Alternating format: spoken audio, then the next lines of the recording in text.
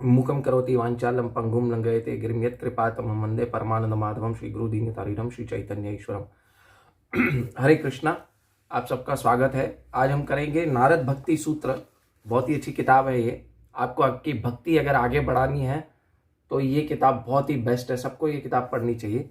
इसमें टोटल नारद जी ने 84 सूत्र बताए हैं भक्ति में आगे बढ़ने के। तो पहले हम जान लेते हैं नारद जी कौन है।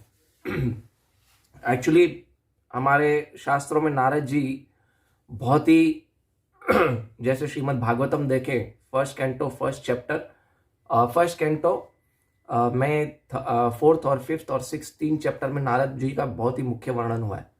लेकिन हम लोग जिस नारद को जानते हैं वो नारद नहीं है, ठीक है। बहुत सारे हमारे मूवी के प्रोपेगेंडा, सीरियल के प्रोपेगेंडाज हैं कि नारद जी को डिफेम करते हैं, है ना। कैसे डिफेम करते हैं, उनको चापलूस बताया गया हमारे सीरियल्स में और इसमें कि नारद जी तो चापलूस है, यहाँ की बात वहाँ करते हैं और नारायण नारायण करते रहते हैं और कुछ नहीं है। नहीं, नारद जी के बारे में जानना है तो हमें श्रीमद् भागवतम पढ़ना होगा। नारद जी के बारे में जानना है तो नारद जी के भक्ति सूत्र पढ़ने होंगे। नारद जी जैसा हमें टीवी सीरियल्स में दिखाया जाता है ऐसा नहीं है नारद जी। नारद जी प्रहलाद महाराज के गुरु हैं, नारद जी व्यासदेव के गुरु हैं, नारद जी वाल्मीकि जी के गुरु हैं, नारद जी ध्रुव महाराज के गुरु हैं, है ना। तो नारद जी का एक अपना अच्छा होदा है। नारद जी भगवान के सबसे बड़े भक्त हैं। नारद जी ने प्रचेताओं को उपदेश दिया, नारद जी ने हरियश्वर को उपदेश दिया, उनको सही रास्ता दिखाया जीवन का। श्री नारद मुनि की हम जितनी प्रशंसा करें और उनकी टीचिंग से हमें जितना सीखने को मिले उतना अच्छा है। तो हमें पहले तो ये बॉलीवुड और जो भी सीरियल्स वगैरह आते हैं टीवी में उसको नहीं देखना चाहिए, क्योंकि उसमें नारद जी की इमेज को बहुत ही खराब किया है। और नारद जी ऐसे नहीं है बिल्कुल भी। नारद जी एक भगवान के शुद्ध भक्त हैं और वो बहुत सारे और लोगों को भक्ति के साथ जोड़ा है उन्होंने। So Narad ji is a teacher of Vyasadev. Narad ji is a teacher of Vyasadev कौन है? जिन्होंने श्रीमद् भागवतम बाकी सब ग्रंथों की रचना की। नारद जी गुरु हैं ध्रुव महाराज के। नारद जी गुरु हैं प्रहलाद महाराज के, है ना। नारद जी बहुत सारे लोगों के गुरु हैं, वाल्मीकि जी के गुरु हैं जिन्होंने रामायण की रचना की। तो हमें ये समझना होगा कि Narad ji is not a funny character, है ना। श्री नारद मुनि फनी कैरेक्टर नहीं है। श्री नारद मुनि से हमें बहुत कुछ सीखने को मिलता है ना। नारद जी के क्रिया, नारद जी के जो वाचा है उससे हमें बहुत कुछ सीखने को मिलता है। कैसे एक व्यक्ति को पेश आना चाहिए, कैसे एक व्यक्ति के साथ व्यवहार करना चाहिए, वो नारद जी से सीखने को मिलता है हमें। लेकिन हम ये टीवी वाले नारद के पीछे भागे जो हमारे हिंदुत्व को, हमारे हिंदू रिलीजन को डिफेम करने में लगे हैं। तो ऐसे लोगों का जो है टीवी में सीरियल नहीं देखना चाहिए। क्यों? क्योंकि उनका मेन एजेंडा क्या है? जो टीवी सीरियल वाले हैं इन सब का मेन एजेंडा है कि पहले तो हिंदुत्व को डिफेम करें और हमारी संस्कृति से पीछे लेके जाए, हमारी संस्कृति से हमें दूर लेके जाए, ऐसा इनका प्रोपेगेंडा है। तो इनके प्रोपेगेंडा में ना फंसे हम लोग और हम सिर्फ और सिर्फ, है ना, शास्त्रों को पढ़ें। तो आइए आज हम शुरू करते हैं नारद भक्ति सूत्र। नारद भक्ति सूत्र एक छोटी सी बहुत ही अच्छी किताब है जिसमें 84 सूत्र हैं। अगर भक्ति में आगे बढ़ना है तो 84 सूत्र है और इन 84 सूत्रों को 5 भागों में बांटा गया है। तो पहला है भक्ति के महत्व, जिसमें पहले सूत्र से लेके 14 सूत्र तक बताया भक्ति का महत्व क्या है। दूसरा सूत्र है भक्ति की परिभाषा, जो 15वें से लेके 33वें सूत्र है। और तीसरा सूत्र है प्राप्ति का साधन, यानी 34वें सूत्र से लेके 50वें सूत्र। चौथा है शुद्ध एवं मिश्रित भक्ति। शुद्ध भक्ति और मिश्रित भक्ति क्या है वो बताया गया है इसमें। तो 51 से सूत्र से लेके बताया गया है 73वें सूत्र तक। और बाद में सिद्धि की प्राप्ति यानी 74 से लेके 84 सूत्र यानी लास्ट के 11 सूत्रों में बताया गया है कि सिद्धि की प्राप्ति कैसी हो। ठीक है, तो आइए हम पहला सूत्र पढ़ेंगे और आज उसको समझने की कोशिश करेंगे। ठीक है, भक्ति का महत्व अध्याय 1 है, 5 अध्याय हैं जिसमें, और 84 सूत्र है। तो फर्स्ट सूत्र पढ़ेंगे। गुरु महाराज की, भगवान की कृपा हुई, श्रील प्रभुपाद की कृपा हुई तो हम 84 के 84 सूत्र करेंगे और 84 अलग अलग वीक्स में हम इसको डिस्कस करेंगे।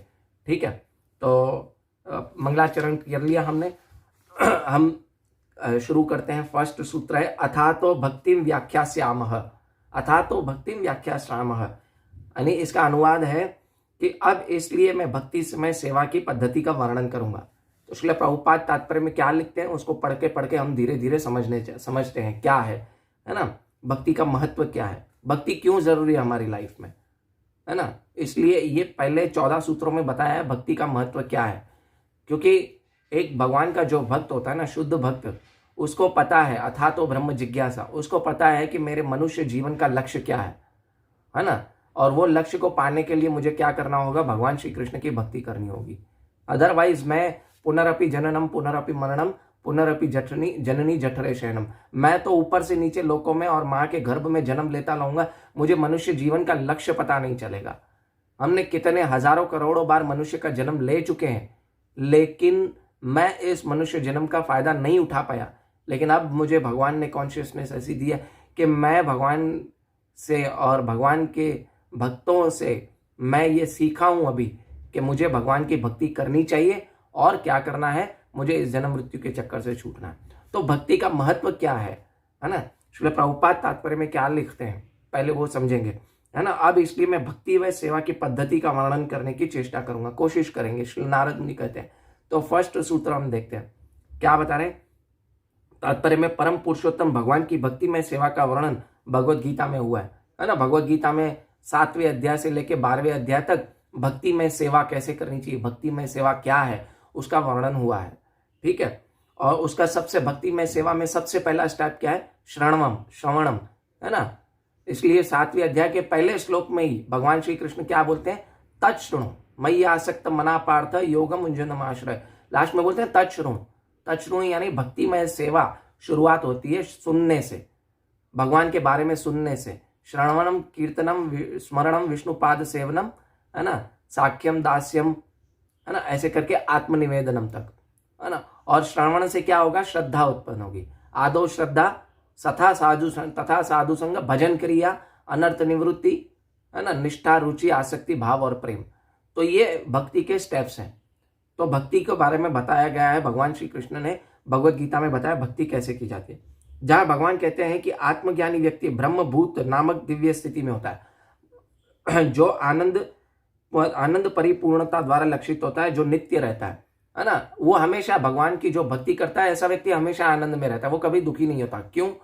क्योंकि वो ये समझता है कि मैं भगवान का दास हूं और मैं सच्चिदानंद हूं, मैं भगवान का अंश हूं। ठीक है।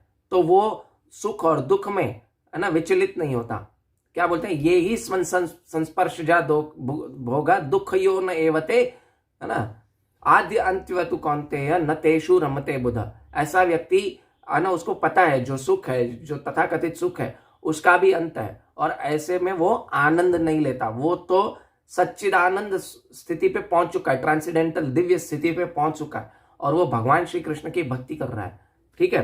तो ऐसे व्यक्ति को ब्रह्मभूत कहा गया है। ब्रह्मभूत प्रसन्नात्मा न शोचती न कांक्षति सम सर्वेषु भूतेषु मद भक्ति लभतेरहम्, है ना। ब्रह्मभूत प्रसन्नात्मा, जो व्यक्ति है ब्रह्म में स्थित हो चुका है, जो भगवान को जान चुका है, जो भगवान की भक्ति 24 घंटे करता है, तो ऐसा व्यक्ति क्या है, ब्रह्मभूत प्रसन्नात्मा, हमेशा आनंद रहता है।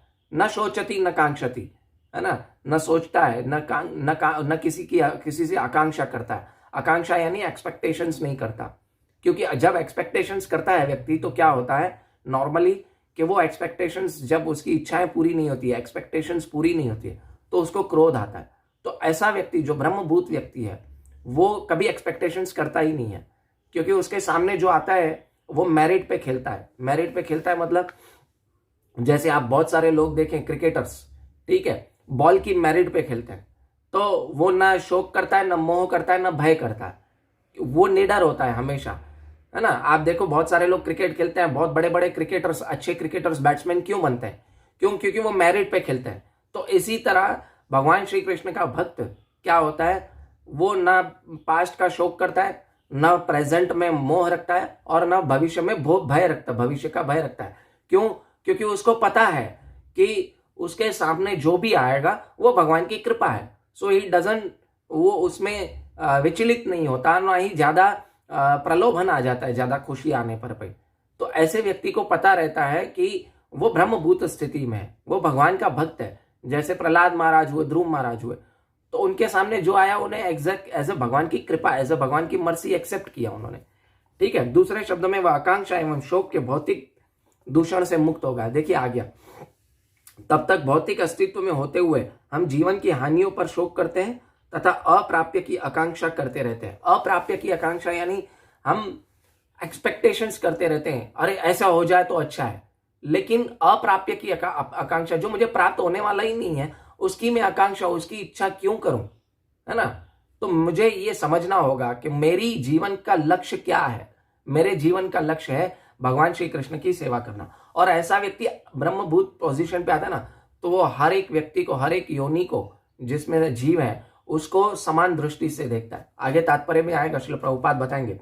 आत्मज्ञानी व्यक्ति आनंदी पूर्ण परिपूर्ण रहता है क्योंकि वह भौतिक आकांक्षा एवं शोक से परे होता है। आत्मज्ञानी व्यक्ति सारे जीवों को संभाव से देखता है, उसके लिए ऊंची नीची योनियों का कोई मतभेद नहीं होता, है ना। आत्मज्ञानी व्यक्ति यानी उसको पता चल जाता है कि मैं शरीर नहीं हूं, मैं आत्मा हूं, मैं भगवान का दास हूं।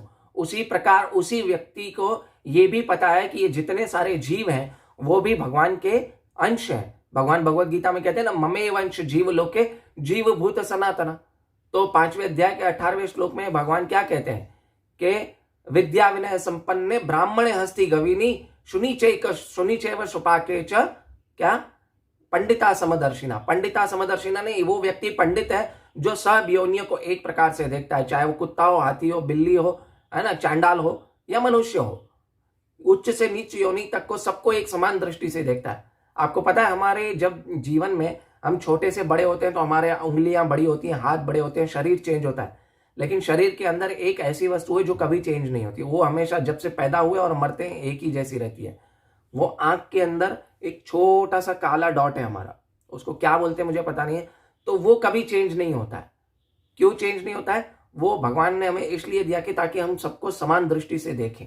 समान दृष्टि से देखने का मतलब ये है कि ये देखना है कि सब जो है भगवान कृष्ण के अंश हैं और सब भगवान के दास हैं।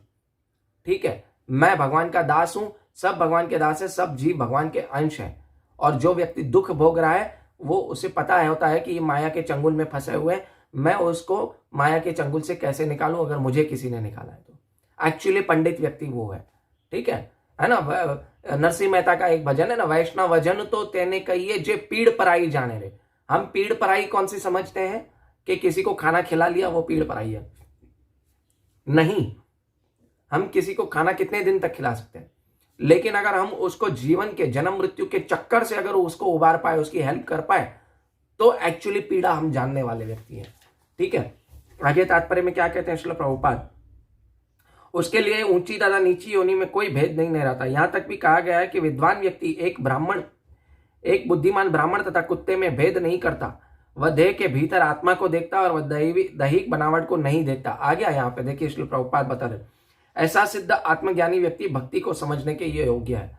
तो भक्ति को कौन समझ ना सकता है?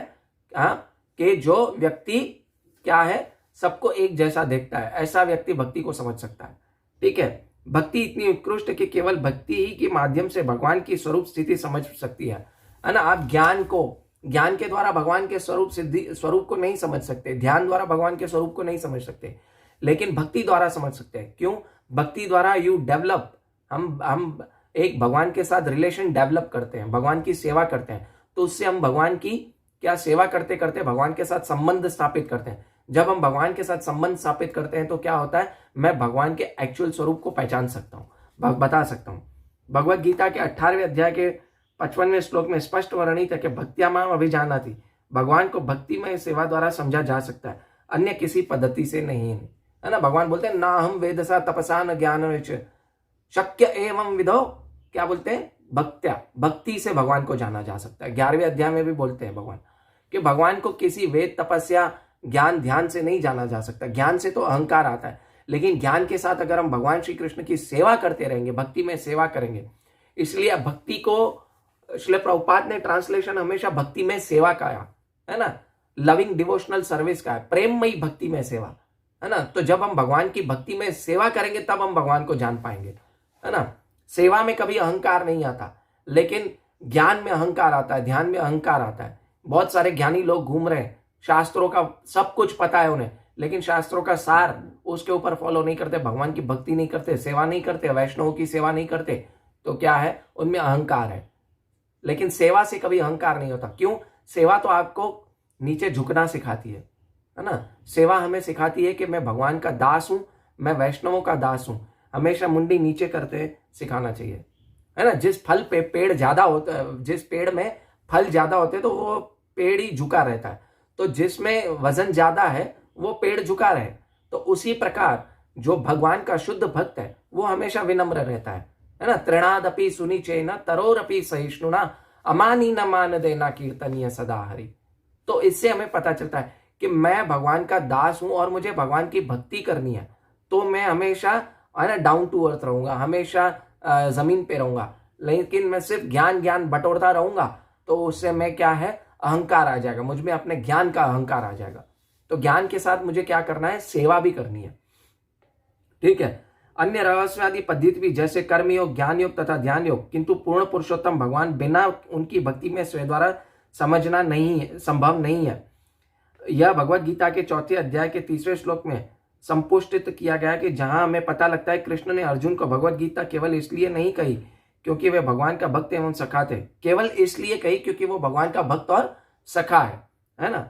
भगवत गीता भक्ति योग की पद्धति सिखाती है, इसलिए भगवान कृष्ण उनसे अर्जुन को वर्णित किया क्योंकि वो महान भक्त था। क्यों? एक तो भक्त भी था, दूसरा सखा भी था। तो भक्ति करते करते वो भगवान का क्या हो गया, मित्र बन गया, सखा बन गया। तो उसी प्रकार जब हम भगवान श्री कृष्ण की भक्ति करेंगे तो मुझे मेरे भगवान के साथ संबंध क्या है वो पता चल जाएगा। तो मैं भी भगवान का सखा बन सकता हूं, मैं भगवान का दास बन सकता हूं, मैं भगवान का वात्सल्य भाव आ सकता है ना। 5 शांत, दास्य, साख्य, माधुर्य, है ना, वात्सल्य, ये 5 प्रकार के रस है, भगवान के साथ संबंध है। तो इनसे मैं जुड़ सकता हूं भगवान के साथ। लेकिन क्या है, लविंग डिवोशनल सर्विस, मैं भगवान के साथ सेवा करूं, भगवान की सेवा करूं। साधारण लोग भौतिक प्रकृति मायावी शक्ति से प्रभाव से पथभ्रष्ट हो जाते हैं, किंतु प्रकृति में अनगिनत जीव हैं, उनमें से कुछ ही मनुष्य हैं। और वैदिक साहित्य के अनुसार 84 लाख योनियां हैं। पद्म पुराण में बताया गया है कि 84 लाख योनियां है ना। 20 लाख जलचर, 9 लाख, ऐसे अलग अलग करके योनियां हैं। तो वो 84 लाख योनि है, जिसमें 4 लाख मनुष्य योनि है। और 4 लाख मनुष्य योनि में कोई विरला ही भगवान को जान पाता है ना। मनुष्यानाम सहस्रेषु कश्चित् येति सिद्धये, है ना। भगवान श्री कृष्ण को जानने के लिए कोई हजारों में से कोई एक प्रयास करता है, और उन हजारों में से जो प्रयास करते हैं उनमें से कोई एक विरला ही भगवान श्री कृष्ण को जान पाता है ना। भगवान श्री कृष्ण को जानना इतना इजी नहीं है, उसके लिए मुझे भगवान श्री कृष्ण के भक्तों के साथ संग करना पड़ेगा, है ना। साधु संग सर्वशास्त्र कहे, लव मात्र साधु संग सर्व सिद्धि होए, है ना। कि भगवान श्री कृष्ण की अगर मुझे भक्ति और प्रेम मेरे अंदर उत्पन्न होना चाहिए तो वो साधु संग द्वारा होगा। और सबसे बड़ा साधु नारद मुनि से बड़ा कोई साधु नहीं मिलेगा हमें। तो नारद मुनि की जो टीचिंग्स है, श्री नारद मुनि की जो टीचिंग्स है, उसके ऊपर जब हम चलते हैं, प्रहलाद महाराज की टीचिंग्स के ऊपर जब हम चलते हैं, तब हम क्या होगा कि हम भगवान श्री कृष्ण को प्राप्त कर सकेंगे, अदरवाइज नहीं कर पाएंगे, है ना। हम तो सिर्फ भगवान के पास कुछ मांगने जाते हैं, ठीक है, एटलीस्ट जाओ तो सही भगवान के पास। लेकिन बहुत सारे लोग देखते हैं, मैं एक मेरे घर के नीचे, जब मैं इंडिया जाता हूं तो मेरे घर के नीचे एक शिव जी का मंदिर है, और जहां पे भगवान श्री कृष्ण का और छोटा फोटोज वगैरह रखे हुए हैं। तो मैं देखता हूँ, मैं वहां सुबह बैठ के माला जप करता हूँ, सुबह जाता हूँ कभी छुट्टी पे, तो वहां पे जब मैं माला जप करता हूँ तो वहां देखता हूँ कि स्पीड ब्रेकर है मंदिर के पास में, ठीक है, बिल्कुल कॉलोनी में मंदिर है और मंदिर के पास में एक स्पीड ब्रेकर है। तो सोसाइटी के दूसरे ब्लॉक से कोई लोग आते हैं और सुबह काम पे जा रहे होते हैं ना, तो ऐसे हॉर्न बजाते हैं और भगवान को ऐसे करते हैं, ऐसे करते हैं। वो ऐसे मूर्ख लोग हैं, उनको ये भी पता नहीं कि मैं 2 मिनट रुकूं, भगवान के दर्शन करूं, भगवान से प्रार्थना करूं कि मुझे भक्ति दे। शिव जी तो वैष्णव नाम यथा शंभु है, सबसे करुणामयी है, और शिव जी के पास जाके अगर भगवान की भक्ति नहीं मांगी आपने तो कुछ नहीं मांगा। तो आप पर्सनल कुछ बेनिफिट चीजों को, हमें पता ही नहीं है कि मेरा बेनिफिट क्या है, मेरा असली स्वार्थ किसमें है मनुष्य जीवन का, मुझे ये पता ही नहीं है। मैं तो मूर्ख हूं, मैं ये जानता ही नहीं हूं कि मेरे मनुष्य जीवन का असली स्वार्थ किसमें है। मैं तो भौतिक चीजों के पीछे भाग रहा हूं, मुझे ये चाहिए, मुझे गाड़ी चाहिए, मुझे बंगला चाहिए, बीवी चाहिए, बच्चे चाहिए, इतना धन चाहिए, नहीं, मेरा स्वार्थ उसमें नहीं है। मेरा मनुष्य जीवन का स्वार्थ है कि मैं भगवान श्री कृष्ण की भक्ति कैसे प्राप्त करूं और इस जन्म मृत्यु के चक्कर में कैसे फंसूं। लेकिन मैं तो क्या करता हूं, उस मूर्ख है ना, वो पिंजरे की तरफ वापस जा रहा हूं, जन्म मृत्यु के चक्कर की तरफ वापस जा रहा हूं, है ना। नहीं, मुझे ऐसा नहीं करना है।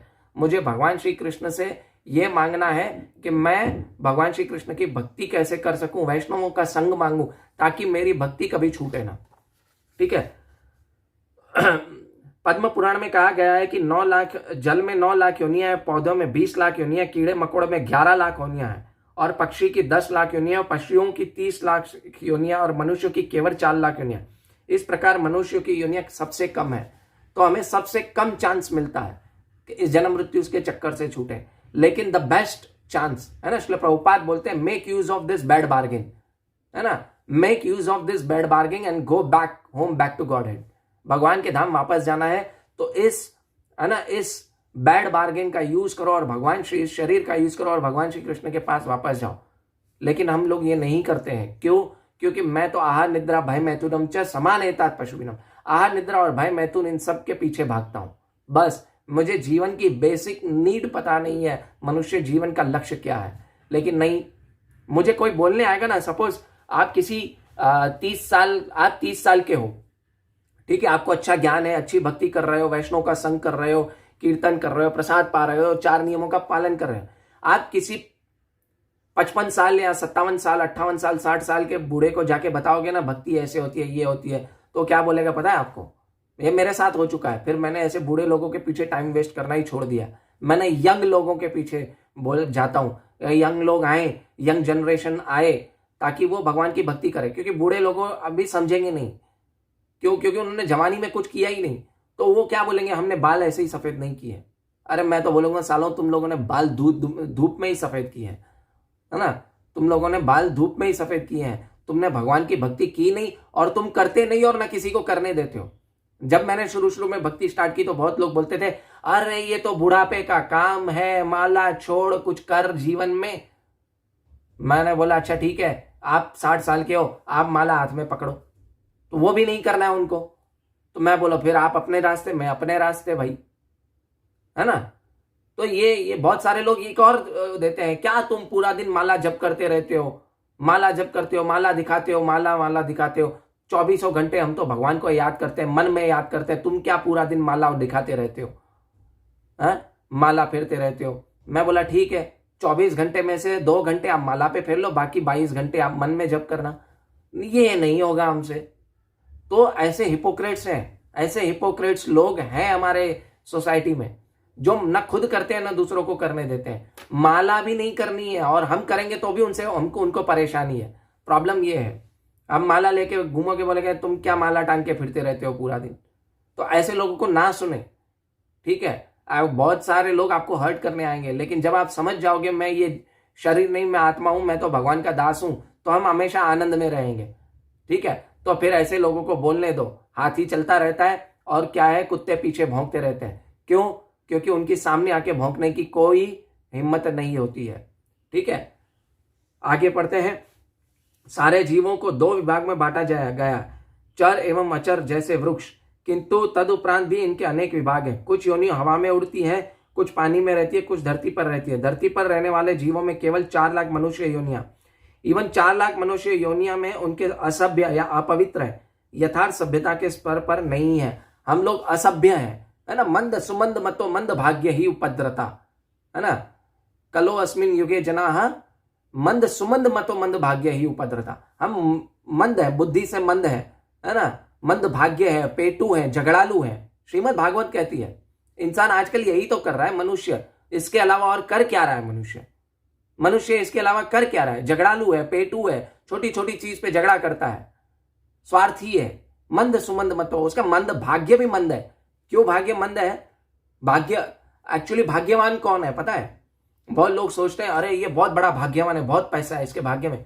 नहीं, भाग्यवान का असली मतलब है श्रीमद् भागवत शास्त्रों के हिसाब से जो व्यक्ति भगवान का नाम जप कर रहा है, भगवान श्री कृष्ण का नाम जप कर रहा है, हरे कृष्ण कृष्ण कृष्ण हरे हरे, हरे राम राम राम हरे हरे, ये व्यक्ति सबसे भाग्यवान है। नहीं कि ज्यादा पैसा आ गया और पार्टी कर रहा है, नहीं। मैंने हमारे रिलेटिव्स देखे हैं, मैं नाम नहीं बताऊंगा, ऐसे रिलेटिव्स देखे हैं जिसके पास कुछ नहीं था और कुछ करके उसने पैसा कमाया, और क्या किया मुझे भी पता है, सब पूरे हमारे परिवार वालों को सबको पता है। ऐसा करके पैसा कमाया और उसकी वाइफ देखो तो पूरा दिन है ना स्टोरी डालती रहती है शराब के साथ, इसके साथ उसके साथ। सी, तो उसका भाग्य कितना, वो समझती है मैं बड़ी भाग्यवान हूं, क्या मेरे पास इतना पैसा है, मैं रॉयल्स रॉयल्स गाड़ी में घूम रही हूं, मैं मर्सिडीज में घूम रही हूं, बिजनेस क्लास में ट्रैवल कर रही हूं प्लेन में, और घूमती हूं रात को 12-12 बजे तक हस्बैंड के साथ। नो सॉरी, वो भाग्यवान नहीं है, वो सबसे बड़ी दुर्भाग्यवान है। क्यों? क्योंकि उसको अगली योनि कैसी मिलेगी वो हमें पता है, शास्त्र बताते हैं, है ना। ये कुत्ते बिल्लियों की तरह उसको अगली योनि मिलेगी। क्यों? क्योंकि वो दुर्भाग्य है उसका, कि मनुष्य जीवन लेते हुए भी वो भाग्यवान नहीं बनी है। लेकिन हमारा इस मनुष्य जीवन का हम ये पूरा उद्देश्य हम उसको फुलफिल करेंगे और भगवान का नाम जप करेंगे तो हम सबसे बड़े भाग्यवान हैं। तो हमें मनुष्य जीवन का पूरा पूरा उद्देश्य पता होना चाहिए और उसके ऊपर काम करना चाहिए।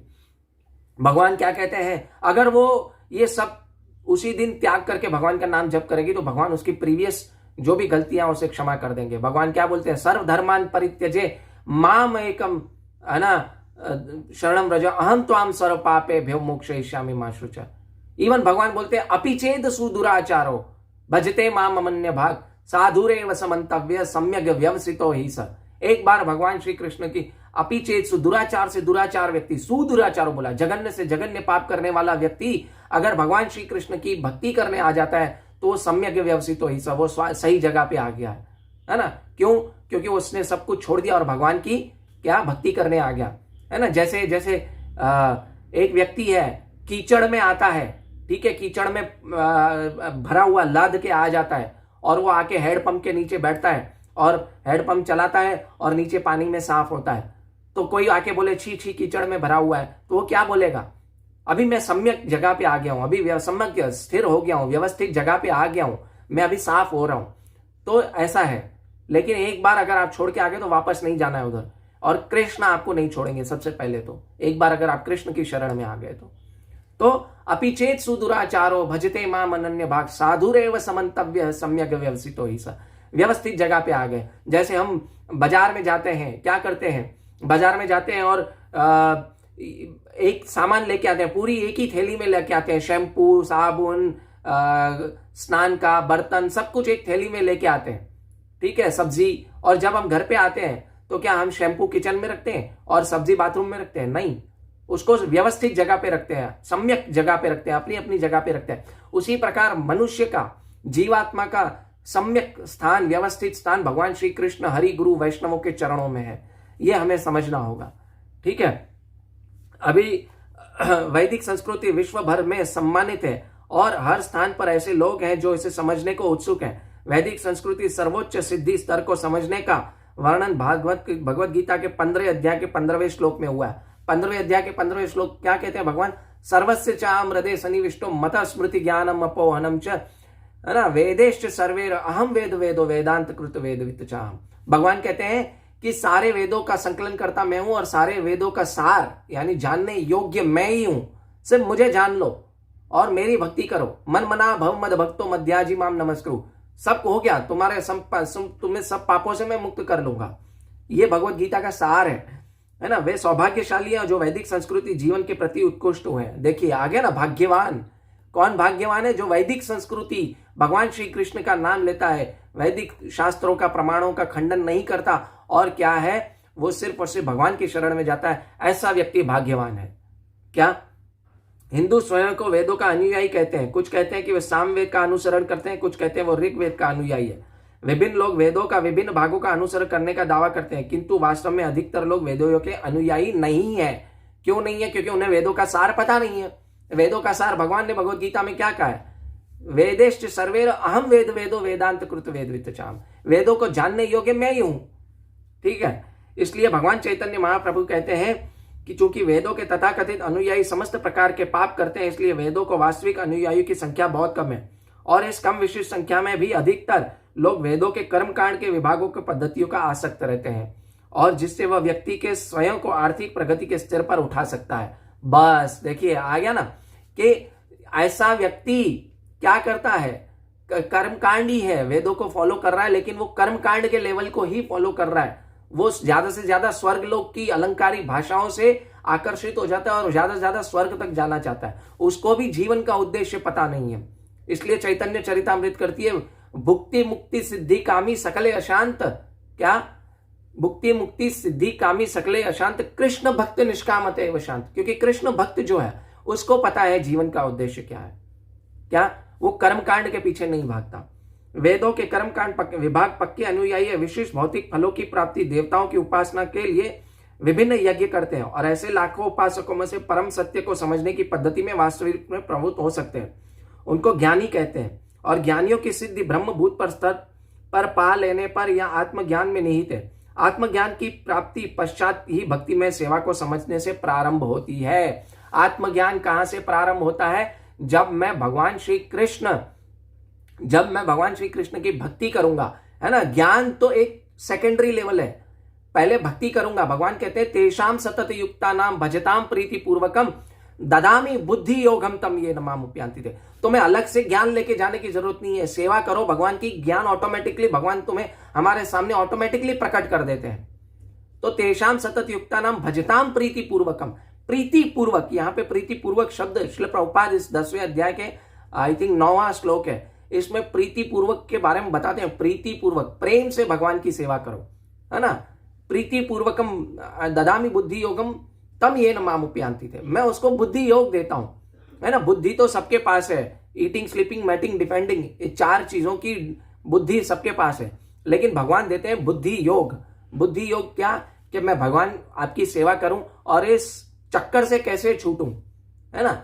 लेकिन ऐसा व्यक्ति क्या होता है, भगवान श्री कृष्ण का जो शुद्ध भक्त होता है ना, ऐसा व्यक्ति वो जीते जी जीवते जी मुक्त होता है। क्यों? क्योंकि वो शोक मोह और भय से परे होता है, तो वैसा व्यक्ति जीते जी मुक्त होता है। और जो व्यक्ति जीते जी मुक्त है, उसको अलग से मुक्ति के लिए कोई अलग एंडेवर नहीं करना पड़ता, कोई प्रयास नहीं करना पड़ता। क्यों? क्योंकि वो अपने कर्म मन और वाचा, ये तीनों से क्या है, काया वाचा और मन, इन तीनों से भगवान की सेवा करता है ना। जैसे हम भगवान श्री कृष्ण का नाम जप करते हैं, हरे कृष्ण कृष्ण कृष्ण हरे हरे, हरे राम राम राम हरे हरे, तो वाचा से भगवान का नाम लिया, काया में हाथ में माला है और मन में भगवान है, तो कर हो गई। ये तीनों एक ही साथ भगवान की सेवा में लग गए, तो मैं जीवन मुक्त हूं। मैं खाना पका रहा हूं, भगवान के बारे में सोच रहा हूं और भगवान को है ना भोग लगा रहा हूं, और फिर क्या है, भगवान का गुण गा रहा हूं, और क्या है, उसको एज अ प्रसादम पा रहा हूं। तो काया वाचा मनसा, ये तीनों भगवान की सेवा में लग गए, है ना। इह यस्य हरेर्दास कर्मणा मनसा गिरा, क्या है, निखिल पस्य अवस्थासु जीवन मुक्तस्य उच्यते। ऐसा व्यक्ति जीवन मुक्त है। फिर मुक्ति आपके दरवाजा खटखटाएगी, टक टक टक टक टक टक टक टक नॉक नॉक। हम बोलेंगे कौन है भाई? बोले मुक्ति है। बोले नहीं, मैं ठीक हूं यहाँ पे। क्यों? क्योंकि मैं इस भौतिक शरीर में रहते हुए भी मैं जीवन मुक्ति हूं। क्यों? क्योंकि मेरी चेतना जो है वो कृष्ण भावना भावित है, मेरी चेतना से मैं मुक्त हो चुका हूं ऑलरेडी, है ना। तो मैं फिर ज्यादा जीना भी चाहूंगा।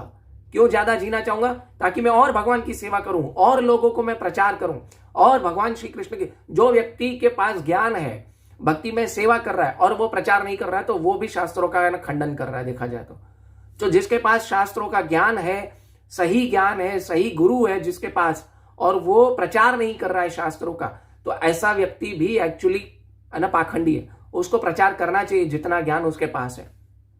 क्या? तो हमें पहले अपने आप को स्ट्रांग बनाना चाहिए, उसके बाद प्रचार भी करना चाहिए। ठीक है, इसका आखिरी पैराग्राफ पढ़ेंगे। मैंने देखा नहीं था कि इतना टाइम लग जाएगा, 2 पेज का पैराग्राफ है। इस कारण से नारद मुक्ति भक्ति सूत्र प्रारंभ होता है। अब इसलिए भक्ति में सेवा की पद्धति का वर्णन करने की चेष्टा करूंगा। इसलिए शब्द निर्देशित करता है कि भक्ति में सेवा पद्धति आत्मज्ञानी के लिए है, जो पहले से मुक्त है। आ गया देखिए, जो पहले से मुक्त है, जो व्यक्ति पहले से कौन मुक्त है? जो आत्मज्ञानी है, भगवान सेल्फ रियलाइज सोल है। देखिए यहां पे आ गया ना कि इसलिए शब्द निर्देशित करता है कि भक्ति में सेवा पद्धति आत्मज्ञानी के लिए जो पहले से मुक्त है। ऐसा व्यक्ति जीवन मुक्त व्यक्ति है ना। इस प्रकार वेदांत सूत्र अथा तो ब्रह्म जिज्ञासा से प्रारंभ होता है। अथा तो ब्रह्म जिज्ञासा मतलब मैं यहां क्यों हूं, मेरा जीवन क्या है, मैं कौन हूं, मेरा भगवान के साथ संबंध क्या है, भगवान कौन है ना, संबंध, अभिधेय, प्रयोजन, है ना, मेरा भगवान के साथ संबंध क्या है, मैं यहां पे क्यों हूं। अथा तो ब्रह्म जिज्ञासा, साइंस ऑफ सेल्फ रियलाइजेशन एक किताब है श्रील प्रभुपाद की, पढ़िएगा, अमेजिंग बुक है। ठीक है। ब्रह्म जिज्ञासा का शब्द का अर्थ है कि परम पूर्ण सत्य के विषय में जानना, और यह उनके लिए संस्तुत है। और कर्मकांड की विभाग निम्न आसक्ति से ऊपर उठकर ज्ञान कांड विभाग में रुचि की स्थिति तक पहुंच सके। और केवल जब इस ज्ञान पूर्णतः स्थित हो जाता है, वह शरीर नहीं आत्मा है, तो भक्ति में सेवा की पद्धति का आरंभ है। सिर्फ ये जान लेना नहीं है कि मैं शरीर नहीं हूं, मैं आत्मा हूं, लेकिन उसके बाद तो एक्चुअली भक्ति स्टार्ट होती है। पहले कर्म कांड से ऊपर हम ज्ञान कांड पे आते हैं, और ज्ञान कांड से बाद हम कहाँ आते हैं, भगवान श्री कृष्ण की भक्तिमय के लेवल पे आते हैं। लेकिन सीधी भक्ति भी हो सकती है।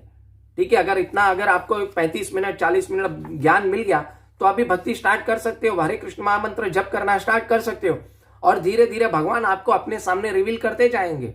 भगवान बोलते हैं ना, मैं रिवील करता हूं अपने आप को आपके सामने, I will reveal my self in front of my भक्त, मैं रिवील कर दूंगा मैं कौन हूं। लेकिन भगवान सबके सामने रिवील नहीं करते, भगवान सबको रिवील नहीं करते अपने सामने, अपने को सबके सामने रिवील नहीं करते। भगवान शुद्ध भक्त के सामने अपने आप को रिवील करते हैं। तो हमें उस लेवल तक पहुंचना है ताकि मैं भगवान को जान सकूं। और क्या है, क्योंकि कृष्ण को जानना इतना इजी नहीं है। कृष्ण त्रिभंग ललित है, टेढ़े खड़े रहते हैं, उनकी हरकतें भी टेढ़ी हैं, और क्या है, उनको जानना बहुत मुश्किल है। लेकिन क्या है, हमें भगवान श्री कृष्ण की सेवा करते रहेंगे, वैष्णवों की सेवा करते रहेंगे, गुरु की सेवा करते रहेंगे, तो हम धीरे धीरे भगवान को जान लेंगे। तो हरे कृष्णा, मैं अपनी यहाँ पे वाणी को विराम देता हूं। कृपया कुछ भी प्रश्न हो तो पूछ सकते हैं, और मुझसे जो